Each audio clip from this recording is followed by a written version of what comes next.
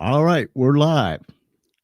Ladies and gentlemen, boys and girls, friends, Romans and countrymen, lend me both of your ears because tonight we have a very thrilling show. I believe that it'll inspire you, it'll move you, it'll cause you to think, and we're delighted to have you. So, whether you're down the street, around the corner, across America, or somewhere around this great big world, thank you for tuning in to the George Espenlaub Show. And Bruce, before we get started, we have to bring our drummer man on here. Okay. He's been at the Funny Farm for 7 weeks now. And this is how he earns his keep. We make him work 30 seconds when we do live streaming. So here he is. His name is Dude.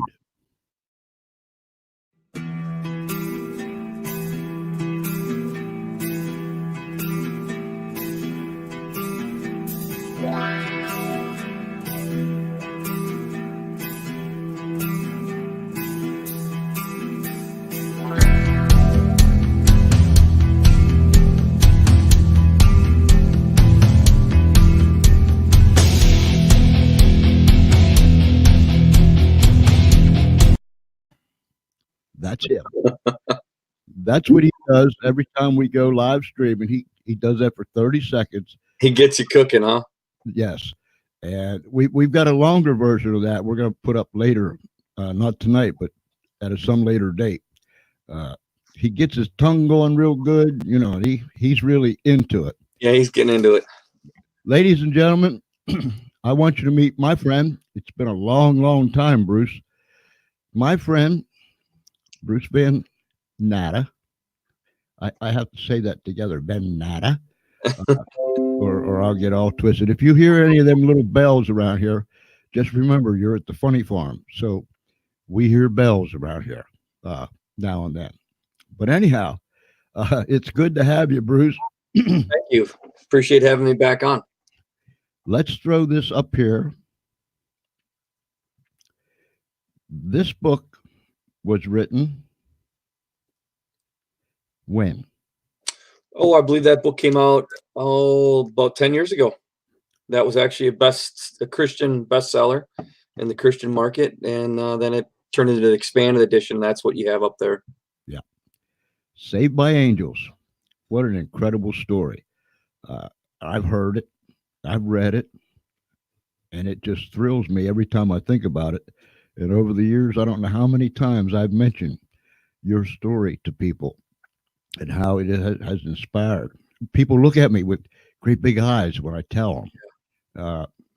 Their eyes get bigger and bigger. And they say, really? Really? I said, yeah, really. Honest. This is his second book. And you wrote that when?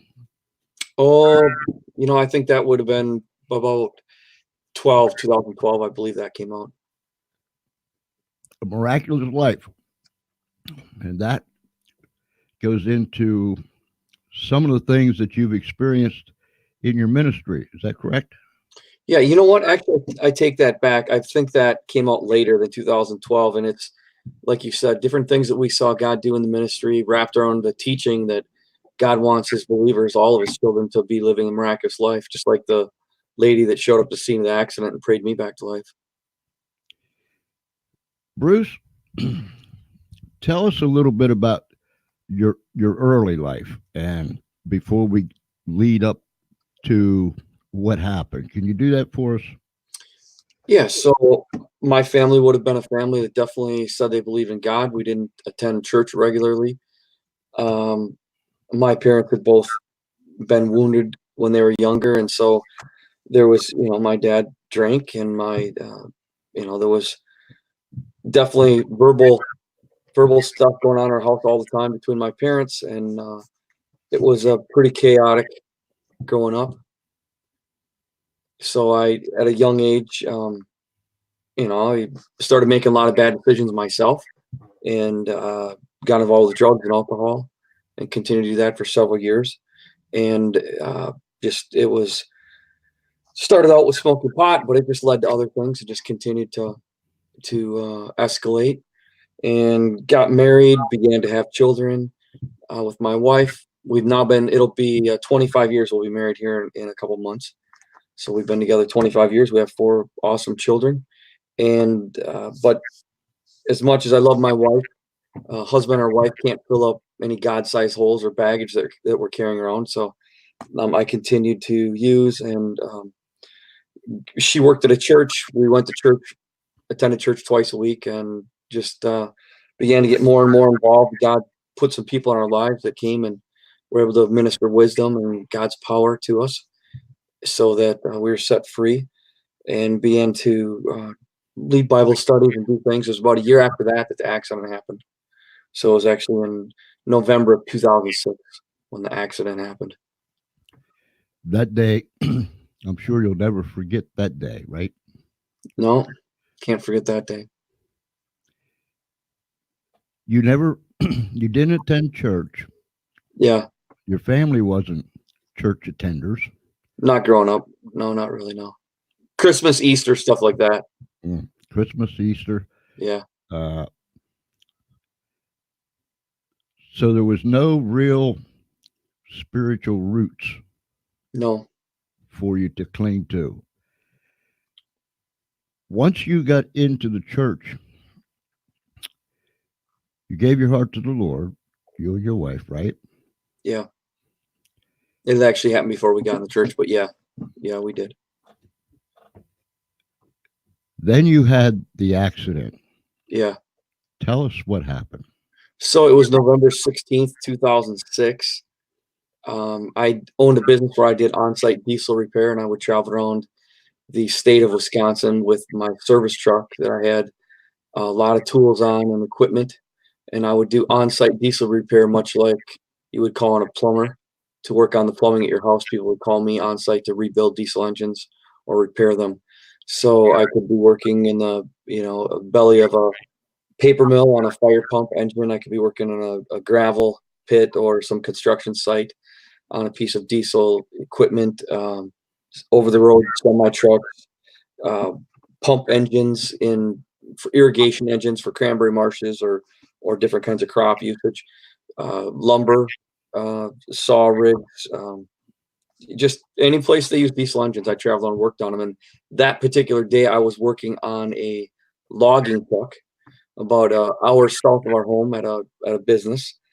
It had been a 3-day job. I started on Tuesday, worked on it all day Tuesday, Wednesday, Thursday, got to the end of Thursday, and we finished it up, the engine, to get it running.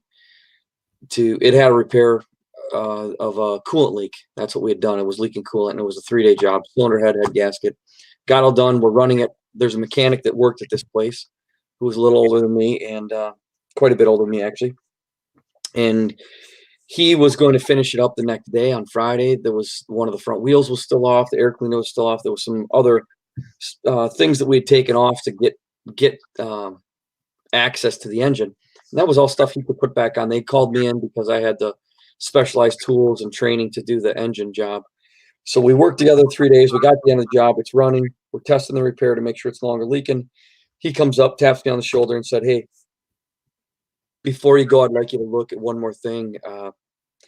There's a dirty area on the engine, and it is leaking oil out of somewhere. He just couldn't figure out where, and he wanted me to diagnose it and order the part to come back, whatever." So this was a conventional.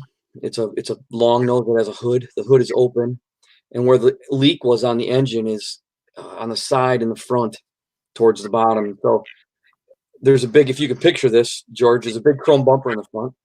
And I used a creeper, a tool that mechanics used to go underneath vehicles. And I laid on the creeper and went underneath the front of the truck, laying on it feet first. So there's just that little bit of space, between the bottom of the bumper and the ground. And I went underneath that feet first, feet going towards the back of the truck. I'm now perpendicular to the, parallel rather, to the center line of the truck. I'm right in, perfectly lying underneath the motor, lengthwise with it, looking at the bottom motor. It's running. I motion him. I say, "Go ahead, shut it off. I don't need it running anymore." And what had happened was he had jacked the axle up. If you were to look underneath the front of one of these trucks, from the front to the back, what you'd see is the lowest thing to the ground is the front axle. And the reason why is there a dropped axle configuration. If you can picture the two front wheels, your two front wheels that are move when you turn your steering wheel. Out of the middle of those wheels, the axle connects, drops down, and goes from the left side to the right side of the truck like that. And it's a big steel I-beam that goes from one side to the other side.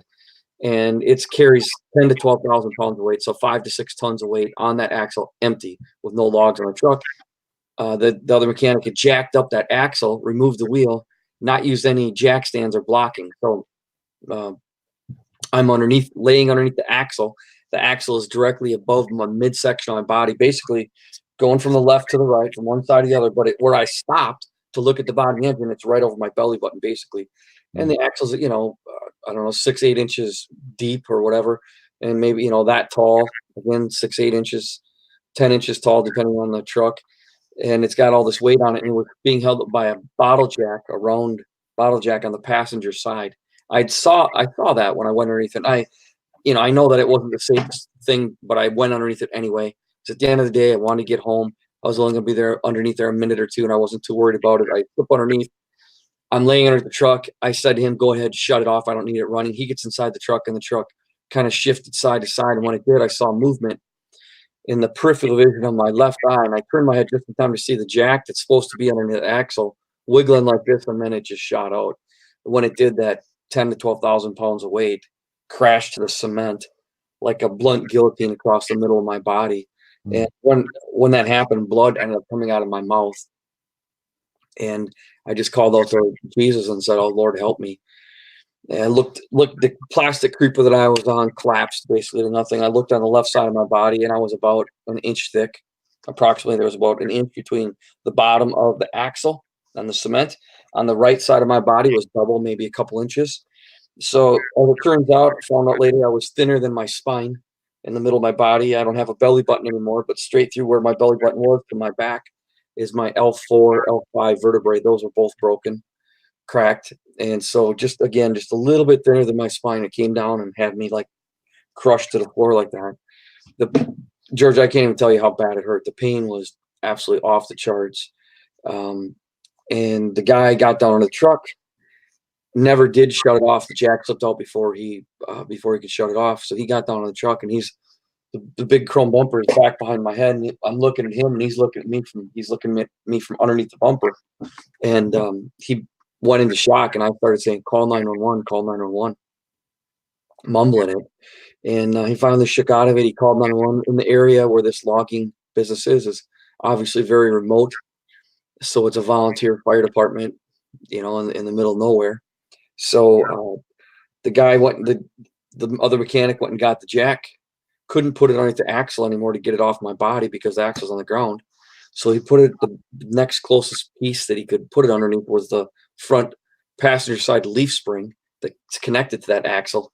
And he jacked it up from underneath the leaf spring, and it was, not in a very secure spot. Now, I was begging him not to jack it up there. I'm going into shock. Obviously, he was as well.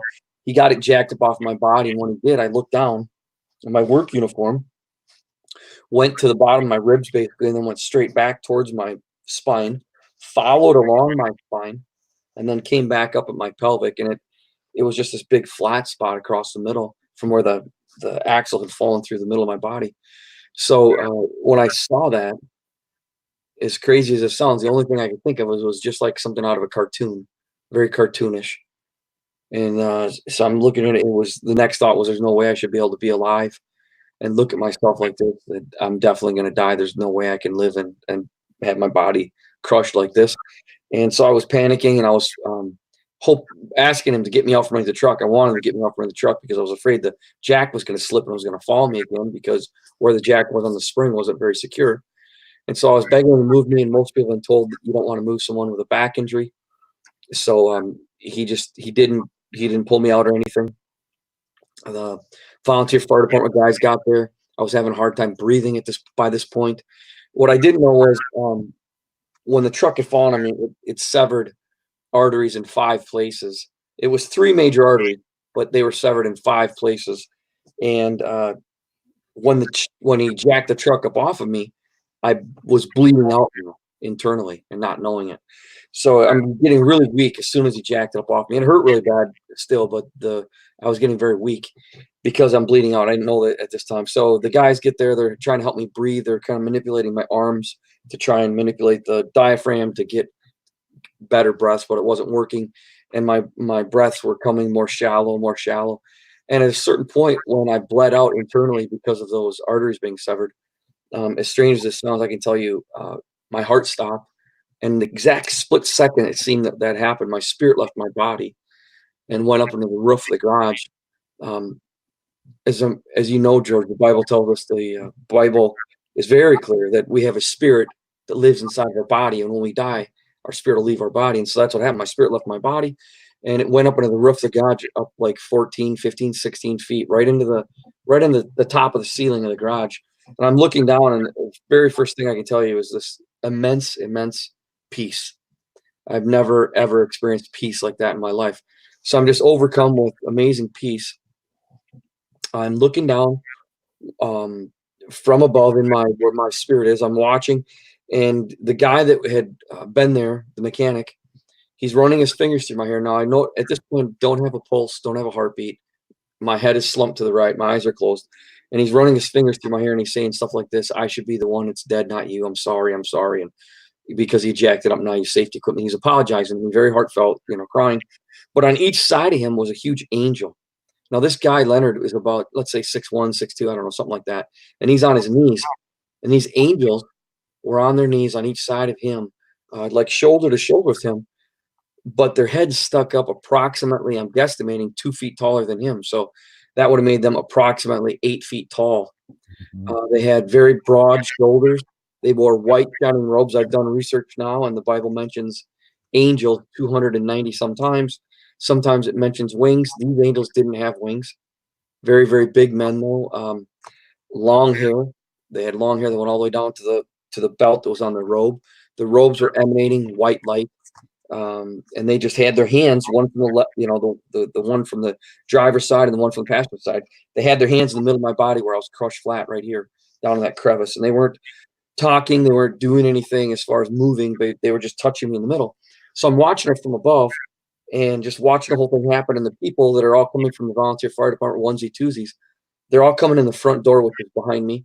And then the last two people that came in the back door, all the way in the back of the shop. They came in the back door. They came up the driver's side of the truck. They got down between the angels. With a one lady, red-haired lady named Shannon Sia, and there was an older guy. Now that's a little detail, but later when I talked to that volunteer fire department, met them at one of their monthly meetings, I was able to point out 8 of the 10 people that had come to the scene of the accident, and I was able to point out the red-haired lady and the older guy that had come in the back door, and that would have been physically impossible where my body was underneath the truck for me to see what doors everybody came in. But I could see it because my spirit was in the ceiling. And even all those people there that night at that volunteer fire department admitted and said, yeah, the two, it would have been a year. So, they had to think about it, but they're like, yeah, you're right. We did. The two said we did come in the back door. And then I asked them why, and it was a simple reason. But again, it just proves that the real Bruce, my spirit, was up in the ceiling watching from above. So this woman, Shannon, gets between, and just if anybody want to watch this, my story's had I think 5 reenactments in Hollywood now. And this woman has been interviewed, History Channel, Discovery Channel, Country Music Television, all the big Christian shows. And she tells the same story. She's on her knees between the angels. She can't see the angels, but I'm seeing it from above. She asked what my name was, and the Leonard is standing there. He says, Bruce, and then she begins to slap me in the face and saying, Bruce, Fenna, open your eyes, come back. And she started praying. Now, I didn't know she was praying. I didn't hear she was praying from my vantage point. I could hear everybody talking, but she was praying inside her head. But verbally, she was praying, Bruce, Fenna, come back. And so she prayed me back, my spirit back from the ceiling, back into my body. When I came back to my body, no CPR. That's with no drugs. It's with no, defibrillator, nothing to start my heart other than this woman praying. This Christian showed up to see the accident. So I come back in, my heart starts, and the very first thing that hits me is, fertilizer, not the exact word I used. I'm the guy that's underneath the truck, and it hurts so bad. And I went from feeling the best I'd ever felt ever to being back in my body that's crushed in half and broken severely, and it hurt so bad. And I just was like, no, I don't want this. at all. I don't want this at all. And when I made that decision on my mind that I didn't want to be in my body and be alive and feel the pain, my heart stopped. My spirit left my body, went back in the roof of the garage. But this time, George, a tunnel opened up, about a 45-degree angle. And there was a bright light on the end of that tunnel. And I started into the tunnel going towards the light. And I know that I know that I know. With all my, well, I can tell you, I was going to heaven. I just knew instinctively that was heaven on the end of the tunnel. I was excited about it. I'm going it seemed like at a fast rate of speed. I'm rocketing away, and then I could hear the woman behind me back inside the garage calling my name and praying. And I stopped in the tunnel. I got sucked backwards out of the tunnel. It was going up, like I said, at a 45-degree angle. Got sucked backwards out of it. I'm back in the roof of the garage. I look down. I see the angels. I see her. I come, and my spirit comes back inside. When it came back in, my heart started. I looked on my left. I looked on my right for the angels that I had just seen from above twice. I couldn't see them. And this just, again, this incredible pain that I can't even describe. It hurt so bad from when the truck falling and crushing me. And right in that chaos pain, the Lord spoke to me. I didn't see him, but I just heard him clearly say that if you want to live, you're going to have to fight, and it's going to be a hard fight. And that's all he said. And he wasn't, it was a very calm voice. It wasn't excited or scared or nervous or anything like that. Just a very calm voice, very straightforward and frank. And just, if you want to live, you have to fight. It's going to be a hard fight. And I remember looking for the angels with these eyes. Once I was back in my body, my heart started. I couldn't see him, but I heard this voice that I knew was God saying that. And I just said, no, I don't want to live. It hurts too bad. And at that point, my heart stopped. My spirit left my body the third and final time. I went up into the roof of the garage, and now I'm watching from above. Again, there's the angels. There's the lady. The tunnel opened up. I got in the tunnel, and I was going towards the light, knowing that I was going to heaven. And then she prayed me back to life the third time. And when my spirit came backwards out of the tunnel, back in the roof, back in my body, my heart starts again. And her face was still laying on the ground on the broken creeper. And I'm looking at her, and she said to me, "Mister, you're on the verge of life and death. What do you have to fight for? Do you have a wife? Do you have kids? What do you have to fight for?" And I completely forgot about my wife. I completely forgot about my children. And I just, I couldn't fight for me because it hurt too bad, but I could fight for them. And so, again, I thought about Lori and the kids, and she said, "Don't close your eyes, stay here." So I kept my eyes open, knowing that angels were still there, even though I couldn't see them because I just seen them 3 times. And they ended up taking me by ambulance to a small little, regional, just little small hospital, small town hospital, where a helicopter came from the state of Wisconsin, our largest trauma center, picked me up, flew me to that trauma center, and they rushed me in. They ended up doing emergency surgery on me. A couple of surgeons started. The head of the trauma department came in, was called in from home. He finished the operation up, came out, told my wife that he didn't expect me to live through the hour, that he had never seen a body so badly crushed and make it to the trauma department in the first place. He said to my wife, "Your husband must have one hell of a will to fight, but I don't expect him to live the hour, and you can just cross your fingers." And my wife said, "No, I'm not going to cross my fingers. I'm going to pray."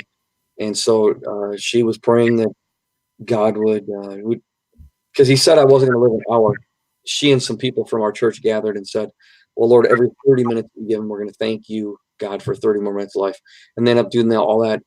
That's every 30 minutes. They thank God all night long. In the morning, the surgeons went in, operated more. They ended up keeping me open all the way from the bottom of my ribcage to my pelvic. They kept me open for a week, operated me several times during that week. Ended up removing most of my small intestines. I had to make a stomach for me. Just lots and lots and lots of repair and surgery, and everything in here was crushed. Spleen, pancreas. My pancreas was severely damaged. There was a lot of stuff that could make me die that was damaged. So ended up losing weight because I couldn't eat. Adults have 18 to 20 some feet, 22, 24 feet length of small intestine is what the doctors told me. And I only had 2 pieces that they could save, that they sewed back together, and it was less than 3 feet. And it wasn't enough from 20 some feet to less than 3 feet. It's not enough to live on. So I'm starving to death and dying in the hospital. They're feeding me intravenously, and I lose 65 pounds. And it was during that time a man from New York said that God woke him up 2 mornings in a row at 5 a.m., told him, buy a plane ticket, fly to Wisconsin, and pray for me in the hospital. He had heard about me, heard about my story at his church, clear out in New York, over 1,000 miles away. And the first morning he ignored it. The second morning he was obedient, bought a ticket that, cost him over $900 out of his pocket, flew here, prayed for me. And when he prayed for me in the hospital, God literally did a creative miracle that even the History Channel had to admit was a creative miracle. And they were trying to disprove it, but where God gave me 9 to 11 feet, I ended up with roughly, the doctors say, half my intestine length back. So I have one half of my intestines so I went from, a couple feet to 9 to 11 feet. So that's enough to make me eat normally. I eat completely regularly, have, total health with my GI system as far as the way I can eat. I can eat just like anybody else. I have no limitations. I don't take any medicines or anything. So God just continued to do miracle after miracle. That whole I ended up spending the next year. I spent a year in the hospital. I'd get out for a couple of weeks, go back in for a month, get out for a couple of weeks, go back in for a month. End up spending a year in the hospital and having 5 major operations. But God ended up doing miracle after miracle to the point that I don't take medicines, and God continues to just minister healing into my body and into my life on an ongoing basis. I have one digestive issue as far as, I battle it, not to be gross, but I battle diarrhea sometimes. So, I mean, that's it. Other than that, there's nothing, no negative consequences or side effects. I don't deal with pain or have to take pain medicine or anything like that. So we ended up starting Sweet Bread Ministries January 1st, 2008. So this January 1st coming up, we will have had 12 years of full-time ministry, where I travel around and speak anywhere from at the least 100 to as many as 170 times a year, 170 different services in churches and schools and jails around the United States and other countries. We do orphanage work. We do quite a bit with orphans, a lot of orphan support to build orphanages. We build orphanages and help build schools. We give into prisons and jails free books. In fact, we've already given away in value over $250,000 worth of free books into prisons and jails. The 2 books that I wrote. We continue to travel around and pray for people, pray for the sick, and see God minister to them and touch them. And I'm just gonna, as long as the Lord will allow me to do it, travel around and share this testimony that God is alive, that He's listening, that He loves us, even when we don't deserve it, because I'm the last guy that would deserve God sending angels for me. I'm the last guy that would deserve God sending a lady to pray me back to life. I'm the last guy that would deserve this guy praying for me in the hospital and the creative miracle happening and all the other miracles that happened, my spine getting healed, the sheath on my spinal cord peeling off, so that I had to learn to walk again, but I can walk fine and live a normal life, and God will continue to pour out His love. And I think that's the biggest thing. I want people to know that when the Bible say God is love, it's true. God is love. And we just continue to testify to that and encourage people about it, and encourage people to get to know the God that loves them so much, George. I guess that comment says it all right there. Yeah, exactly. Yeah. Wow. Bruce, before we go any further, the agnostics, the skeptics, those principalities and powers of darkness and wickedness in high places, regardless of what they say, what they do, there's a spirit that is among us tonight. You're out there in Wisconsin. I'm over here on the East Coast in Delaware. Some of these other folks, I know one lady's in Arkansas and other ladies in Georgia. People are watching all over the country, perhaps even the world. But there's a spirit. There's a spirit, a sweet, sweet spirit in this place. Have you ever heard that song, "There's a sweet, sweet spirit in this place"? Hmm. And although we're all separated by distance, I sense the Spirit of God amongst us. Uh, he's real, isn't he, brother? Amen. He is. That's This man in New York, that God woke him from his sleep. Yeah. Did he know you? I mean, I'd personally? met him. I'd met him one time on vacation. My pastor from my church here in Wisconsin, where we live, had taken a job as a pastor out in New York at that man's church. So when the accident happened, they were alerted to it, and their church was praying. And my wife had actually gotten me on prayer chain around the United States, so people were praying all over. And so that's how he had heard about it, from the people praying for me, like, on their Sunday morning services. I I wonder. Espenlaub's always wondering. Uh, but anyhow, I wonder how many other people God nudged that night out of their sleep. We heard a few people tell us that. There was a lady and her family was in another state on a vacation, and the night of the accident, she had a really bad pain in her stomach, and God told her to pray for me. And she prayed and prayed and prayed, and ended up actually reaching out and wondering to some people we know, if it, before anybody even knew anything had happened. So God, there was a few people that God had alerted to pray. It's amazing because when he wants something done, it gets done, period. Nobody can stop him. Nobody can talk him out of it. No, Nobody can throw a roadblock up or any of those other things. no, When he wants something done, it's going to get done, period. fact. You spent a year in the hospital, Yeah, in and out, operations, and now here we are, what, 12 years down the road yeah, or 13 years down the road. full grown, healthy, robust minister of the gospel. The second book that you wrote, Yeah, it's called A Miraculous Life.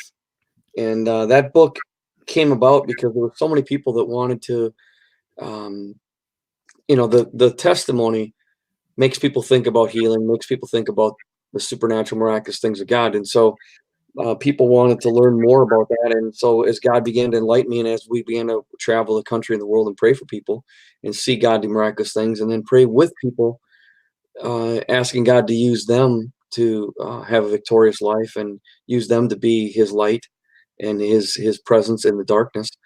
And we began to see God do things as we followed biblical precepts and principles. And so we just put out, there's actually 15 chapters in that book, and 10 of the chapters line out some biblical principles and precepts, some tools that God gives us so that we can all live, each one of us can live that miraculous life. And that's what He expects from us. That lady that prayed me back to life at the scene of the accident 3 times was a 2-month-old baby Christian. She'd only been believing in Jesus for 2 months. She'd been reading, she was 38 years old, had known about God for a long time, but had only been, actively as a believer of Jesus, I guess, about 2 months. And she prayed me back to life 3 times. So God was using her. And it's not how long you're a believer, but if you're willing to be used, I think is one of the biggest things. that faith the size of a mustard seed, that's not very big. No, it's not. Oh, and little bitty you can speak to that great big mountain and say, Yeah. "You can be removed and it'll be cast into the sea." Uh, I remember years ago. Oh my, it's been more than 40 years, 45 years. But a man came to me and another fellow one time uh, in the church, and we were young Christians. We were excited and happy to be saved, and Mhm. uh, we were on fire. Yeah. Uh, and he came to us one night in the back of the church. I've never forgotten it. He came to us in the back of the church, and he called us by name, and he said, "You'll cool down." And I'm thinking, say what? Uh, you'll cool down. You know, he had been in the church, and I use that phrase, Yeah. in the church, Right. uh, for umpteen years. But he's telling us young, exuberant Yeah. Christians that we're going to cool down. Instead of exhorting us, lift us up and say, get more, get more, get more. Yeah. He's telling us we're going to cool down. I've never forgotten that. Yeah. And when you said that young lady, 38 years old, was a baby Christian, uh, we use that term, didn't know no better. Right. Exactly. She just didn't know no better. I Right. mean, That's the truth. I I mean, mean, it's tongue in cheek saying that, but yeah, she believed as a child, like you said, mustard seed of faith, and she did it, and it happened. And I'm glad that she hadn't actually even been attending church, because she might have went to the wrong church that says that God doesn't do miracles anymore. She might have ran into somebody who tried to put a wet blanket on her party, but at that point, she just was, like you said, and it's true. I mean, I can see it in my own life. There's seasons, and there's times when we wax and we wane, and we're closer and we're on more on fire, and seasons when we're not. And the there is something to be said for the Bible talks about the zeal of a baby, a newborn believer. So oh my, that yeah, that we only had more amen. like that. Yeah. Tell me some of the things that you've seen and experienced in your ministry in the last 12, 13 years. Oh, we've seen God do some amazing things. That's for sure, George. Things that would sound like they're right out of the Bible.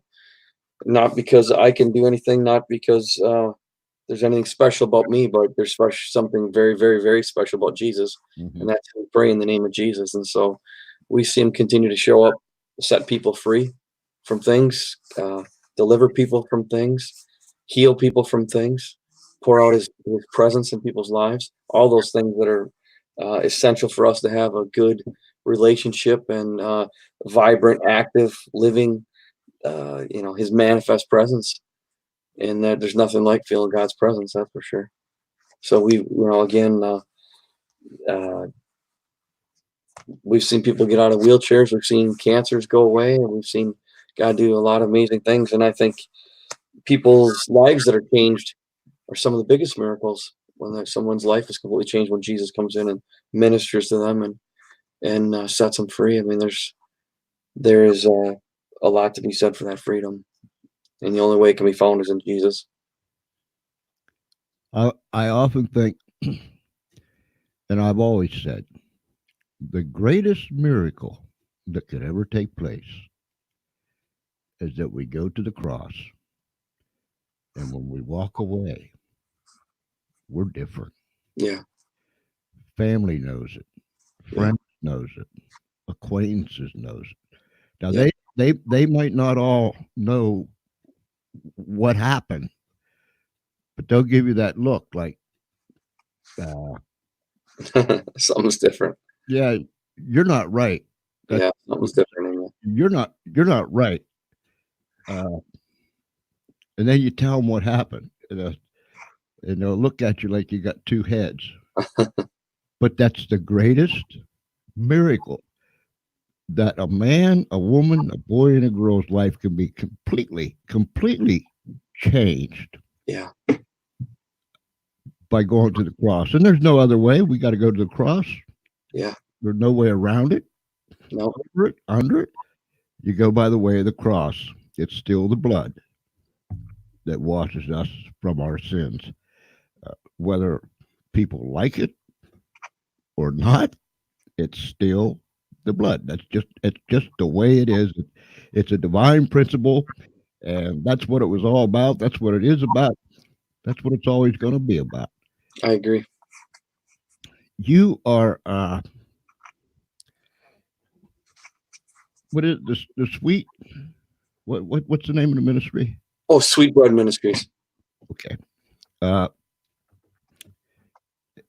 so you're traveling and you're speaking 150 times Yeah. a year. Right now, this December and January are probably December and January, the slowest 2 months of the year, slowest 2 months every single year. People, around the Christmas times, churches don't bring in because they have so much stuff going on, and so it really slacks off in the end of December. And I just came back from a trip to British Columbia last week, but this is our slowdown time here. End of December helps us so we get the end of the year paperwork, and it works out good for us. We can never keep up with the amount of phone calls and emails of people sending in prayer. It's always hard to get back to people because we have so many requests. Are you doing a lot of radio shows, television appearances? I've been on over 50 television shows and over 100 radio shows. It's a story, a testimony that needs to be told near, far, and wide. Ladies and gentlemen, that little ticker thingy that's running down across the bottom of the screen, Saved by Angels and a Miraculous Life, found on Amazon.com. Yeah. Just go to Amazon.com and type in up there in that little search box thingy, Bruce Van Natta or Saved by Angels or a Miraculous Life. Yep. You find one, you'll find the other one because the other one's there too. Right. What is it, Bruce? Paperback, Kindle? Yeah, both. Both? Yeah. All right. Wow. Come January or after Christmas and the holidays and the slow time, are you pretty well scheduled out? Oh yeah, we have people scheduled, and then that's the way it happens. Usually, it's a month and a half to 2 months out where people are doing the scheduling, depending on the month. And you go to all churches? Yes. Okay. All right. Yep. Wow. Yep. It's a miraculous story. It is. Let me put this book back up here because I know one lady. I just know one lady that's going to get one or both of these books, Saved by Angels, and to share how God talks to everyday people. And he does. It's a miracle, and you know what? Miracles, and because we're in this human flesh, miracles are amazing to us. But I mean, it's just a norm for God. Right. I mean, it's just what He does. He's doing it all. He's doing it all the time, all different kind of ways. He's speaking to people. Somebody asked me the other day about some person that was in a certain situation, and the conversation went along the lines like, "Man, that'll never get right." Yeah. And I'm thinking, well, maybe not with our eyes or as we look at it now, but Right. behind the scenes, there's something going on. There's always something going on behind the scenes. We don't see it. Right. We don't hear it. But God's got a unique way of touching people. He knows how to touch them, Yeah. reach them, Amen. get their attention, the whole 9 yards. Yeah, he does. So, ladies and gentlemen, So much in love with us. That's why he's trying to track us down. yeah. I had a man tell me a long time ago when I was a young man, and I was messed up. Oh, it was shameful. I had a man, and Bruce, look, when I come back from Vietnam in 1968, Mm. I had done a tour and a half in Vietnam. Oh, wow. Got out of the Marine Corps. I was a mess, Oh, I bet. like so many other people. Right. But I was a mess. And one night, there was a revival going on at a church not far from where we were living. And my uncle or somebody came and said, "Why don't you go?" Yeah, I ain't going to this. Were you early 20s? Yes. Yeah. Uh, no, I ain't going. Nah, nah, nah, nah. Well, we went. Now we had the our third child had just been born. Mm. She was born mid-May, and this was probably the first part of June. So she was just a little bitty thing. The other two were, there's like stair steps. Mm-hmm. Uh, so okay, we went and we we slipped into the back seat, the back pew. Yeah. Uh, I wanted to get that end spot because see, I was raised in church, Oh. and I was raised in a spirit-filled church. Oh wow. So I knew. So I wanted that end position so I could scoot. Right. And We call them runners. that's that's it. I was a runner. Runners. Yeah, I was a runner. I was ready to beat feet. When it got too hot, I was. Yeah, exactly. Yeah. And what happened was I got that end position, but this older gentleman and his wife came. And they took it. They took so that we had to push over. Yeah, you got boxed in. I'm in the middle. Yeah. My wife, me, And your 3 kids. and the 3 kids. Uh-huh. And I'm looking on both ends. I'm blocked in. Stuck. And I mean, it got really it got Started moving. it got serious in there, you know what I'm saying? And I wasn't feeling well. I was Right. I was under heavy conviction, and I mean that hurts. Yeah, it does. And It does. the service was, I mean, the man preached, and it was like nobody was in the entire church. There was hundreds there. Yeah. Nobody else was there but me and him. Right. And it was all directed to me. Right. I'm breaking out into a sweat. Yeah. I want to get out. I keep looking left and right for my escape route. Mm-hmm. Shut off. I can't go nowhere. They were singing toward the end. I see him coming down the center aisle. I saw this man, and I knew exactly where he was going. Yeah. And I'm thinking, He's coming to get you. I'm thinking, Jack, if you got to get out, you got to get out now. And look, he was like moseying down the aisle. Yeah. And stop and pray for somebody. Yeah. But it was like he was coming fast at the same time. And I'm thinking, I got to go. I was literally hunched down, getting ready to crawl under the pew and get out. That's how bad it was for me. Yeah. And I felt this finger as I was hunched over a little bit on my shoulder. I knew who it was. It was that man. Yeah. And so I stood up with my head down, and he said, "Look at me." It was all I could do to look that man in the eye. Yeah. And I turned around and looked at him, and he said, "Son, you've been running from God for a long, long time. And I just stopped by to tell you, you can run, but you sure can't hide." By now, I was physically sick in the stomach, Bruce. Yeah. But hard-headed, stubborn me, I didn't go. Mm.